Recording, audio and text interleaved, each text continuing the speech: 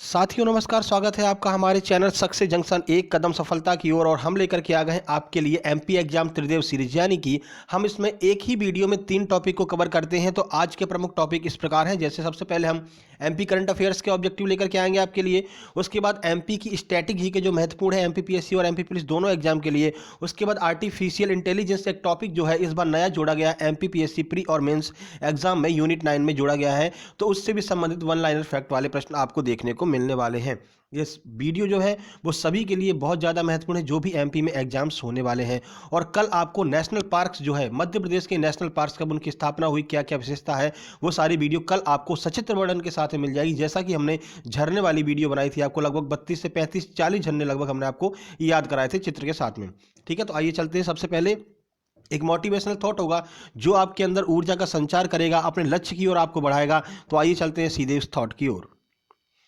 तो जो पानी से नहाएगा वो सिर्फ लिबास बदलेगा, और जो पसीने से नहाएगा वो इतिहास बदलेगा। इस बात को याद रखना है। चाहो तो आप पानी से नहा करके अपने कपड़े बदल लो और चमचमाते रहो, और चाहो तो पसीने से नहाओ और इतिहास बदल दो। ठीक है, अगर आप इतिहास बदलते हो तो आपके लिबास अपने आप बदल जाएगा, वर्दी आपको अपने आप मिल जाएगी। ठीक है, तो यही सोच करके चलिए चलते हैं। सबसे पहला हमारा सेशन है एमपी करंट अफेयर्स। तो पहला प्रश्न देखते हैं एमपी करंट अफेयर्स का। 2020 और 2021 दोनों वर्ष की जो है आपको करंट अफेयर्स यहाँ पर देखने को मिलने वाली है, क्योंकि परीक्षाओं में दोनों वर्ष की करंट अफेयर्स आपको देखने को मिलेंगी।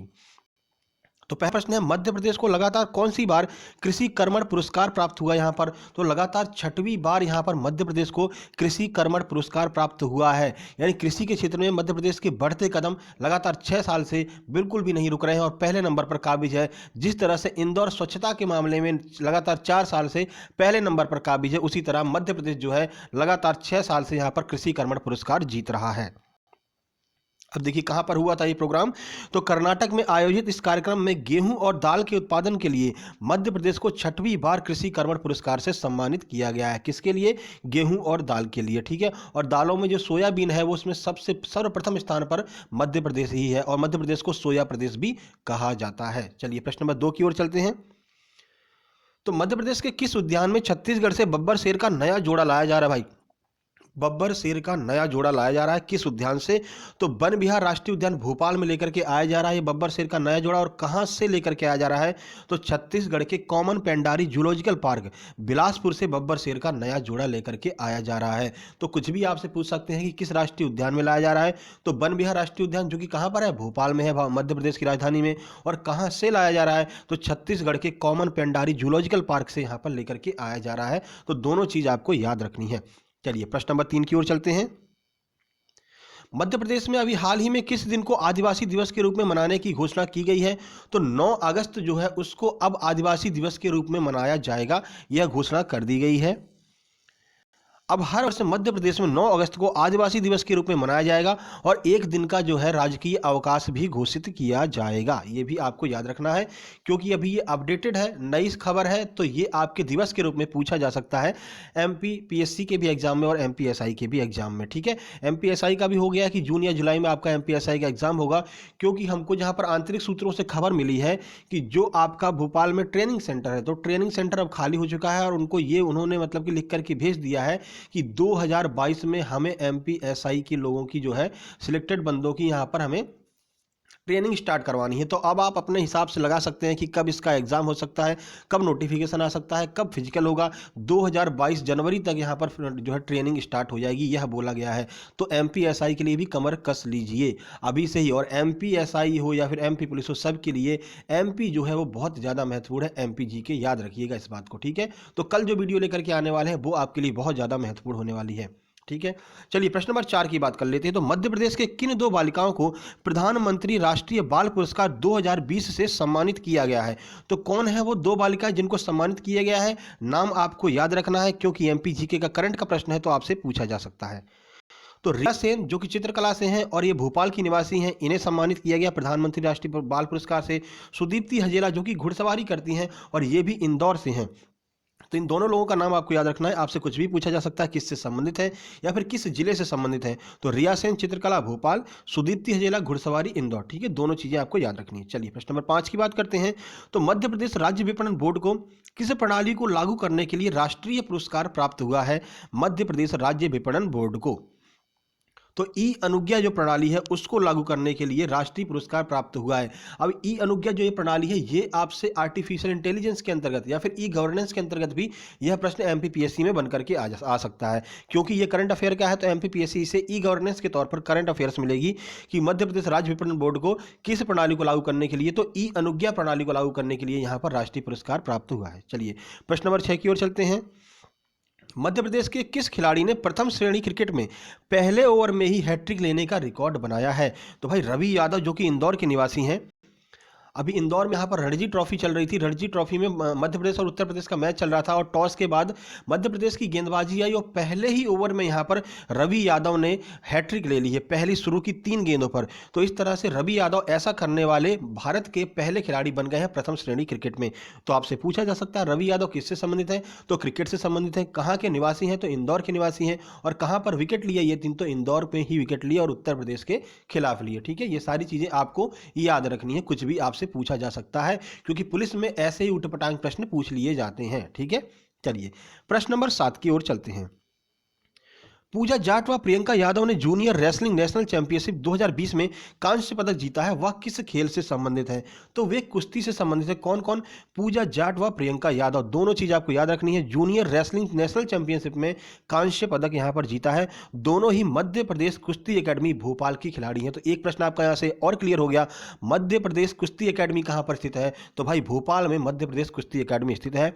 पूजा जाट व प्रियंका यादव कुश्ती से संबंधित है और जो जूनियर रेसलिंग नेशनल चैंपियनशिप 2020 है उसमें इन्होंने पदक जीता है, कांस्य पदक। ठीक है, चलिए प्रश्न नंबर 8 की ओर चलते हैं। अभी हाल ही में मुख्यमंत्री शिवराज सिंह चौहान ने कहां पर आपदा को बदलो अवसर में पुस्तिका का विमोचन किया है? तो शहडोल जिले में मुख्यमंत्री शिवराज सिंह चौहान ने आपदा को बदलो अवसर में इस पुस्तिका का विमोचन किया है। तो महत्वपूर्ण है आपके लिए कि शहडोल जिले में इस पुस्तिका का विमोचन किया, किसने किया है? मुख्यमंत्री शिवराज सिंह चौहान ने।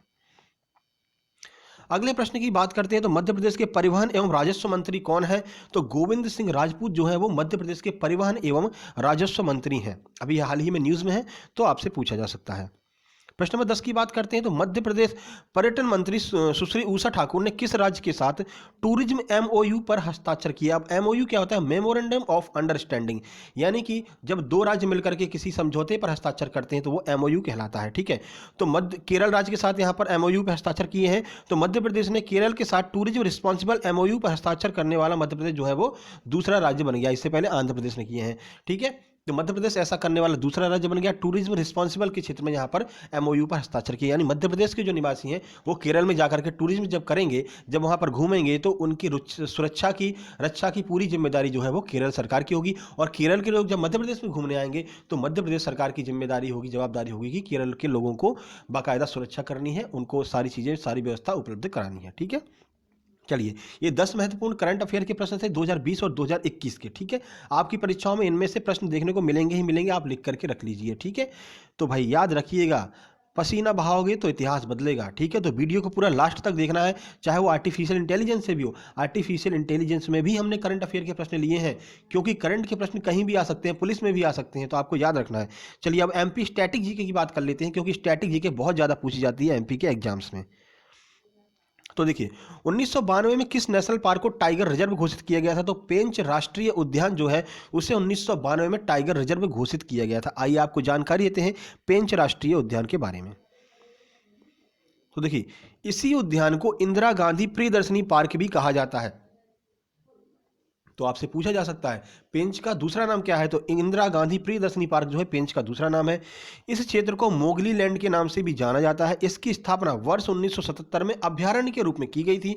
1992-93 में से टाइगर रिजर्व घोषित किया गया था। तो इतनी सारी जानकारी आपको इस प्रश्न में मिल गई। अब देखिए नेशनल पार्क वाली वीडियो कल हम लेकर के आने वाले हैं, मध्य प्रदेश के नेशनल पार्क। उसमें हम आपको एक एक नेशनल पार्क की डिस्क्रिप्टिव में जानकारी देंगे, एक एक महत्वपूर्ण चीज़ें आपको बताएंगे। तो आप निश्चिंत रहिए, आपको नेशनल पार्क भी बहुत अच्छे से याद हो जाने वाले हैं, जैसा कि आपको झरने वाली वीडियो में झरने आपको याद हो चुके हैं। चलिए प्रश्न नंबर 2 की बात करते हैं। तो ऑपरेशन नर्मदा जो है मध्य प्रदेश पुलिस द्वारा कब चलाया गया था? तो 1961 में जो है ऑपरेशन नर्मदा मध्य प्रदेश पुलिस द्वारा चलाया गया था। अब नर्मदा से आपको कुछ याद आ रहा है? अमृतलाल बेगड़ जिनका भी हाल ही में निधन हो गया है, उन्हें नर्मदा पुत्र कहते हैं। और यह प्रश्न छपेगा ही छपेगा, 101% छपेगा आपकी परीक्षाओं में कि अमृतलाल बेगड़ जिन्हें नर्मदा पुत्र कहते हैं, तो उनसे संबंधित प्रश्न आपको मिलेगा। उन्होंने 2 बार नर्मदा की परिक्रमा पूरी की थी, 2 बार। ठीक है, पूरी की पूरी नर्मदा की परिक्रमा इन्होंने 2 बार पूरी की थी। अमृतलाल बिगड़ ने उन्हें नर्मदा पुत्र भी कहा जाता है। जामनी नदी का उद्गम कहाँ पर है? तो सागर में जो है जामनी नदी का उद्गम है। एक प्रश्न यहाँ से आपका और बनेगा कि मध्य प्रदेश का मध्य बिंदु कौन सा है? तो भाई सागर जो है वो मध्य प्रदेश का मध्य बिंदु है, ठीक है। और पृथ्वी का मध्य बिंदु कौन सा है? तो मध्य प्रदेश में ही उज्जैन में जो मंगलनाथ है वो ही पृथ्वी का मध्य बिंदु है, ये भी आपको याद रखना है। ओरछा के चतुर्भुज मंदिर का निर्माण किस वंश के राजाओं ने करवाया था? ये आपसे पूछा जा सकता है। तो बुंदेला राजपूत वंश के राजाओं ने यहाँ पर ओरछा के चतुर्भुज मंदिर का निर्माण कराया था। ओरछा आपके लिए बहुत ज़्यादा महत्वपूर्ण है, 3-4 स्टार लगा लीजिए। क्यों? क्योंकि विश्व धरोहर की सूची में ओरछा और ग्वालियर को शामिल किया गया है। तो ओरछा से संबंधित कोई भी प्रश्न आ जाए तो आपके लिए महत्वपूर्ण है। ओरछा किस जिले में आ गया है? तो निवाड़ी जिले में आ गया है। ओरछा, पृथ्वीपुर और निवाड़ी 3 ही जो तहसील है वो निवाड़ी जिले के अंतर्गत है, तो याद रखिएगा। पहले ये कहाँ आता था? तो पहले ये टीकमगढ़ जिले में आता था। चलिए प्रश्न नंबर 5 है, चंबल घाटी मध्य प्रदेश के किस भौतिक विभाग में स्थित है? तो मध्य भारत के पठार में चंबल घाटी स्थित है और चंबल संभाग के अंतर्गत भिंड, मुरैना, शिवपुर ये तीनों जिले चंबल संभाग के अंतर्गत आते हैं और मध्य भारत के पठार के अंतर्गत स्थित है। जब आप मैपिंग करेंगे तो आपको वहां पर दिखाई दे जाएगी मध्य भारत के पठार के अंतर्गत चंबल घाटी स्थित है। चलिए प्रश्न नंबर 6 है, मध्य प्रदेश के राज्य पक्षी दूधराज का साइंटिफिक नेम क्या है? ये आपसे बिल्कुल पूछा जाएगा। राज्य पक्षी का पूछा जाएगा, राजकीय पशु का पूछा जाएगा, राजकीय मछली का पूछा जाएगा। तो पैराडाइज फ्लाई कैचर जो है वो मध्य प्रदेश के जो राजकीय आपका पक्षी है उसका नाम है, वैसे उसे दूधराज कहते हैं। इसके अन्य नाम कौन कौन से हैं? शाह बुलबुल, हुसैनी बुलबुल और महारानी इसका नाम है। और संरक्षण जो है इसका कहाँ पर किया जा रहा है? तो सैलाना और सरदारपुर अभ्यारण्य में दूधराज का संरक्षण किया जा रहा है, ठीक है। और महासीर मछली है जिसका साइंटिफिक नेम टोरटोर है। और आपका जो है बारहसिंगा जो है वो यहाँ का राजकीय पशु है जिसका जो साइंटिफिक नेम है वो सर्वस डुआसेली है, ठीक है। तीनों चीज आपको याद रखना है। चलिए प्रश्न नंबर 7 की ओर चलते हैं। तो मध्य प्रदेश की प्रसिद्ध हीरे की खदान किस सीरीज के अंतर्गत आती है? तो जो मध्य प्रदेश की प्रसिद्ध हीरे की खदान है जो पन्ना वाली, वो आपकी बिजावर सीरीज के अंतर्गत आती है। अब ये सीरीज क्या होती है, इनके ऊपर भी हम बहुत जल्दी वीडियो लेकर के आने वाले हैं। जब हम आपको मैपिंग कराएंगे तो आपको समझ में आ जाएगा कि सीरीज क्या होती है। देखिए बिजावर सीरीज जो है ना वो कुटप्पा क्रम की चट्टानों के अंतर्गत आती है। और कुटप्पा क्रम की चट्टानें कहाँ कहाँ फैली हुई हैं? तो बिजावर, ग्वालियर, पन्ना आदि जगह पर कुटप्पा क्रम की चट्टानें फैली हुई हैं। और आपको बता दें कि हीरा जो है वो कुटप्पा क्रम की चट्टानों में ही पाया जाता है। थोड़ा बहुत हीरा आपको आंध्र प्रदेश में भी मिलता है। क्यों? क्योंकि वहां पर भी जो है बीजापुर के आसपास आपको वहां पर भी कुटप्पा क्रम की चट्टानें देखने को मिल जाती हैं। चलिए प्रश्न नंबर 8 की बात करते हैं। मध्य प्रदेश में मुख्यमंत्री युवा स्वरोजगार योजना का प्रारंभ कब से हुआ? तो 1 अप्रैल 2013 से मध्य प्रदेश में युवा स्वरोजगार योजना का प्रारंभ हुआ था। सभी वर्ग के युवाओं को स्वयं का उद्योग, सेवा, व्यवसाय स्थापित करने के लिए बैंकों के माध्यम से ऋण उपलब्ध कराना, ये इस योजना का महत्वपूर्ण उद्देश्य था। तो याद रखना है मध्य प्रदेश मुख्यमंत्री युवा स्वरोजगार योजना 1 अप्रैल 2013 से प्रारंभ की गई थी, याद रखिएगा। चलिए प्रश्न नंबर 9 की बात करते हैं। तो प्रदेश में कुपोषण से बचाव एवं निदान हेतु वर्ष 2001 से कौन सा अभियान चालू किया गया? तो बाल संजीवनी अभियान जो है वो 2001 से चालू किया गया। इस अभियान के उपरांत कुपोषण को कम करने में सफलता भी प्राप्त हुई है। जब ये बाल संजीवनी अभियान चलाया गया तो मध्य प्रदेश में बहुत ज़्यादा कुपोषण था, लेकिन अब जो वर्तमान स्थिति देखी जा रही है तो इस अभियान के तहत बहुत ज़्यादा फायदा यहाँ पर हुआ है। तो 2001 में कौन सा अभियान? बाल संजीवनी अभियान। चलिए प्रश्न 10 की बात करते हैं। तो मसाला उत्पादन में मध्य प्रदेश का देश में कौन सा स्थान है? तो मसाला उत्पादन में चौथा स्थान है, दुग्ध उत्पादन में तीसरा स्थान है और दुग्ध उत्पादन में पहला स्थान लेने के लिए मध्य प्रदेश ने यहाँ पर दतिया में दूसरा सीमन जो है प्रयोगशाला का उद्घाटन किया है। याद रखना है मध्य प्रदेश ने दतिया में सीमन प्रयोगशाला का उद्घाटन किया है। चलिए ये महत्वपूर्ण 10 आपके एमपी स्टैटिक जीके के प्रश्न थे। अगर आपको वीडियो पसंद आ रहा हो तो प्लीज़ वीडियो को लाइक जरूर कर दीजिएगा, ठीक है। चलिए अब यहाँ से हम चलते हैं इस आर्टिफिशियल इंटेलिजेंस की और एमपीपीएससी की यूनिट 9 के अंतर्गत आता है, लेकिन एमपी पुलिस वालों के लिए भी महत्वपूर्ण है क्योंकि इसमें भी हमने करंट अफेयर को शामिल किया है। करंट अफेयर हर जगह आपके लिए महत्वपूर्ण शामिल होने वाली है। देखिए भारत डिजिटल शिखर सम्मेलन 2021 अभी हाल ही में शुरू हुआ है।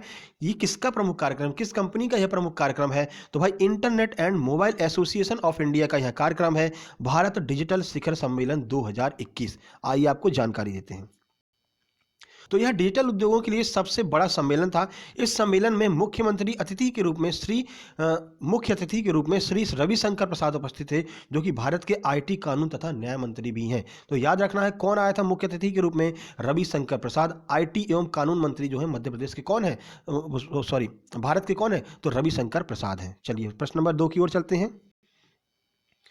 तो प्रश्न नंबर 2 है, इलेक्ट्रॉनिक्स और सूचना प्रौद्योगिकी मंत्रालय ने किसके साथ साझेदारी में एक क्वांटम कंप्यूटिंग एप्लीकेशन लैब की स्थापना की घोषणा की है? तो अमेजन वेब सर्विसेज के यहाँ पर साझेदारी के साथ में यहाँ पर एक एप्लीकेशन लैब की स्थापना की जाएगी। आइए आपको जानकारी देते हैं। यह कदम चुनिंदा शोधकर्ता और वैज्ञानिकों को अमेजन की ब्रैकेट क्लाउड आधारित कंप्यूटिंग सेवा प्रदान करने के लिए उठाया गया है। तो अमेजन वेब सर्विसेज की मदद से यहाँ पर क्वांटम कंप्यूटिंग एप्लीकेशन लैब की जो है स्थापना की जा रही है। एआई का बहुत महत्वपूर्ण यह प्रश्न है। अगला प्रश्न है, विश्व स्तर पर आर्टिफिशियल इंटेलिजेंस की नीतियां एवं निर्धारण के लिए कौन जिम्मेदार होगा? देखिए, भारत में तो आपको मैंने बता दिया एनआईसी जो है वो जिम्मेदार होगा, लेकिन विश्व स्तर पर कौन जिम्मेदार होगा? तो ग्लोबल पार्टनरशिप फॉर एआई जो ये संस्था है ये जिम्मेदार होगी विश्व स्तर पर एआई के लिए। विश्व के सभी बड़े देशों के साथ में भारत भी इसका संस्थापक देश बन गया है, यानी भारत और अन्य देशों ने मिलकर के यहाँ पर ग्लोबल पार्टनरशिप फॉर एआई की स्थापना की है। ठीक है, कौन कौन? तो सभी बड़े देश, जैसे अमेरिका हो गया, रूस, जापान, उसके बाद जर्मनी, चीन, भारत, सऊदी अरेबिया में हमने आपको बताया था एआई से संबंधित पहली यूनिवर्सिटी सऊदी अरेबिया में खोली गई है। ठीक है, तो वो भी यहाँ पर शामिल है। आदि सारे देश जो बड़े बड़े हैं उसमें शामिल है एआई के क्षेत्र में। अगला प्रश्न है, एआई फॉर ऑल पर हस्ताक्षर करने वाला पहला राज्य कौन सा है? तो तेलंगाना ऐसा पहला राज्य है जिसने एआई फॉर ऑल जो मेमोरेंडम है उस पर हस्ताक्षर किए हैं। देश के सभी आईआईटी और बीएचयू आईआईटी में आर्टिफिशियल इंटेलिजेंस रिसर्च लैब किसके द्वारा स्थापित की जाएगी? तो Amazon internet service private limited जो है इसके द्वारा देश के सभी आईआईटी में और जो बीएचयू आईआईटी हैं वहां पर भी जो है आपकी रिसर्च लैब जो आर्टिफिशियल इंटेलिजेंस से संबंधित रिसर्च लैब स्थापित की जाएगी इसकी सहायता से, Amazon internet service private limited. ठीक है, प्रश्न नंबर 6 की बात करते हैं। तो किस वर्ष को एआई वर्ष के रूप में घोषित किया गया है? तो भाई 2020 को यहाँ पर आर्टिफिशियल इंटेलिजेंस वर्ष के रूप में घोषित किया गया है तेलंगाना राज्य सरकार के द्वारा। अब देखिए क्यों घोषित किया है? तो देखिए यहाँ पर कोरोना का टाइम चल रहा था, तो हर कोई मतलब हर एक देश जो है यहाँ पर आर्टिफिशियल इंटेलिजेंस में काम कर रहा था। नए नए वेंटिलेटर बनाए जा रहे थे, नए नए मास्क यहाँ पर बनाए जा रहे थे, नई नई मशीनरीज का यहाँ पर निर्माण किया जा रहा था। तो पूरा काम जो है वो आर्टिफिशियल इंटेलिजेंस के ऊपर हो रहा था, इसलिए तेलंगाना राज्य सरकार ने 2020 को आर्टिफिशियल इंटेलिजेंस वर्ष के रूप में घोषित किया है। तो महत्वपूर्ण यह प्रश्न है, आपके एमपी पुलिस में भी पूछा जा सकता है। ठीक है, चलिए प्रश्न नंबर 7 की बात करते हैं। तो मध्य प्रदेश के किस जिले में आर्टिफिशियल इंटेलिजेंस आधारित ट्रैफिक रोबोट का सिस्टम चालू किया गया है? तो इंदौर जिले में ट्रैफिक रोबोट सिस्टम चालू किया गया है। तो मध्य प्रदेश का यह प्रश्न है, तो एमपीपीएससी इसको तो लेने ही वाला है, हर हाल में आपके एआई वाले सेक्शन में इसको लिया जाएगा। मध्य प्रदेश के इंदौर जिले में आर्टिफिशियल इंटेलिजेंस आधारित ट्रैफिक जो है रोबोट सिस्टम लागू किया गया। अब ये क्या है? तो एक रोबोट वहाँ पर होगा, वो जैसे ही आपने ट्रैफिक के नियम को तोड़ा तुरंत आपकी बाइक की फोटो खिंच जाएगी और आपके पास तुरंत मोबाइल पर आपके पहुंच जाएगा कि आपका इतना चालान है, इस डेट तक भरना है, नहीं भरोगे तो उस पर पेनल्टी लग जाएगी। कहां पर? इंदौर में। चलिए प्रश्न नंबर 8 की बात करते हैं। अभी हाल ही में इसरो द्वारा बनाया गया अर्धमानवीय रोबोट का नाम क्या है? तो व्योम मित्र नाम है, इसरो द्वारा बनाया गया है अर्धमानवीय रोबोट। अर्धमानवीय का अर्थ क्या है? तो इसके पैर नहीं है, सिर्फ हाथ है और ऊपर का धड़ है। और ये क्या करता है? तो इसरो द्वारा जो भी रॉकेट लॉन्चर जो भी यहाँ पर छोड़े जाते हैं, जो भी अंतरिक्ष की ओर छोड़े जाते हैं, तो अंतरिक्ष में वो सही से गमन कर रहे हैं कि नहीं कर रहे हैं, टेम्परेचर कितना है, कब यहाँ पर रॉकेट अलग हो रहे हैं, ये सारी जानकारी आपको व्योम मित्र के द्वारा दी जाएगी। ठीक है, तो व्योम मित्र क्या है? तो एक अर्धमानवीय रोबोट है। किसका रोबोट है? इसरो का रोबोट है, याद रखना है आपको। चलिए, बैंकिंग से संबंधित सभी समस्याओं को हल करने के लिए किस बैंक ने लक्ष्मी नाम से एक आर्टिफिशियल रोबोट तैयार किया है? तो सिटी यूनियन बैंक जो तमिलनाडु की बैंक है उसने लक्ष्मी नाम से एक आर्टिफिशियल रोबोट तैयार किया है। ये अंग्रेजी में बात भी करता है। ठीक है, तो इंग्लिश में अगर आप इसे टॉकिंग करोगे तो ये आपसे बात भी करेगा, आपकी जो भी समस्याएं हैं बैंकिंग से संबंधित उन सबको निराकरण भी यह करेगा। चलिए प्रश्न नंबर 10 की बात करते हैं। तो एलेक्सा किस कंपनी का आर्टिफिशियल प्रोग्राम है? तो अमेजन का प्रोग्राम है एलेक्सा, जो है जैसे आप मोबाइल में जाइए मोबाइल में से गूगल असिस्टेंट है, तो आप गूगल असिस्टेंट से पूछते हैं ना कि गूगल असिस्टेंट यहाँ पर फ़ोन लगा दीजिए, तो वो लगा देता है। ठीक है, तो ऐसे ही एक अमेजन का जो कंपनी है, अमेजन कंपनी का एक आर्टिफिशियल प्रोग्राम है, उसका नाम है एलेक्सा। ठीक है, चलिए अब देखिए, रोज़ शाम को 4:30 बजे हम कम्युनिटी टैब में आपसे कुछ प्रश्न पूछते हैं, तो उस प्रश्न का जो सही जवाब देता है उनका नाम यहाँ पर स्क्रीनशॉट के साथ में यहाँ पर दिखाया जाता है। तो आइए देखते हैं हमने क्या प्रश्न पूछा था और क्या आंसर था और किस किसने सही आंसर दिया है। तो कल हमने पूछा था कि ग्रैमी अवार्ड किस क्षेत्र में दिया जाता है, तो इसका सही आंसर है संगीत के क्षेत्र में यहाँ पर ग्रैमी अवार्ड दिया जाता है। आपने गाना भी सुना होगा हनी सिंह का, मेरे लिए दुआ करो मैं ग्रैमी ले आऊँ, तो ऐसे भी याद कर सकते हो। ठीक है, ग्रैमी कौन लेकर के आएगा? हनी सिंह, और हनी सिंह लेकर के आएंगे तो सीधी बात है संगीत क्षेत्र से जुड़ा होगा। सही आंसर किस किसने दिया है? तो कान्हा त्रिपाठी ने दिया है संगीत के क्षेत्र में, बिल्कुल सही है। माइकल एंजेलो संगीत के क्षेत्र में, धर्मेंद्र गुर्जर संगीत के क्षेत्र में, बिल्कुल सही है। उसके बाद संजय तोमर पोरसा किरराज बी आंसर दिया है संगीत के क्षेत्र में, बिल्कुल सही है। अंतिमा तिवारी ने यहाँ पर संगीत के क्षेत्र में ग्रैमी अवार्ड दिया जाता है, बिल्कुल सही है। अवंतिका शुक्ला ने यहाँ पर बिल्कुल सही आंसर दिया है। पीके शुक्ला ने बिल्कुल सही आंसर दिया संगीत के क्षेत्र में। प्रशांत गुप्ता ने बिल्कुल सही बताया म्यूजिक के क्षेत्र में। और लवली तिवारी ने एक बार फिर से यहाँ पर कमेंट किया है कि Grammy award is for music field. ठीक है, तो इन लोगों ने बहुत सही, बिल्कुल सही आंसर दिया।